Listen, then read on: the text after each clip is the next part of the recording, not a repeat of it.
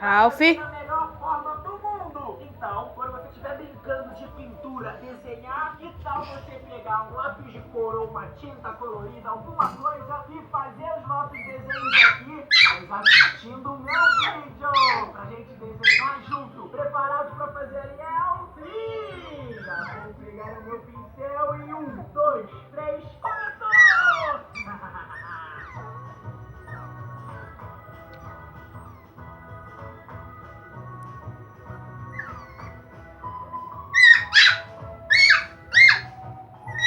Gente, por onde será que eu tô começando? Vai ser estressado, Ralph. Dariel? Eu quero que vocês tentem descobrir.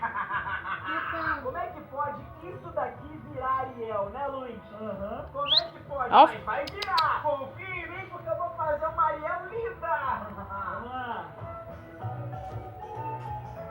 Lucas, quais as cores você tá usando? Eu vou usar verde pra fazer a cauda da Ariel. Vou usar o verde. Patinha, vem a pátia, isso é a pátia. Isso é a patinha.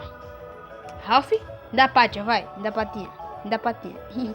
Dá patinha, menino bonito, dá patinha. Dá patinha.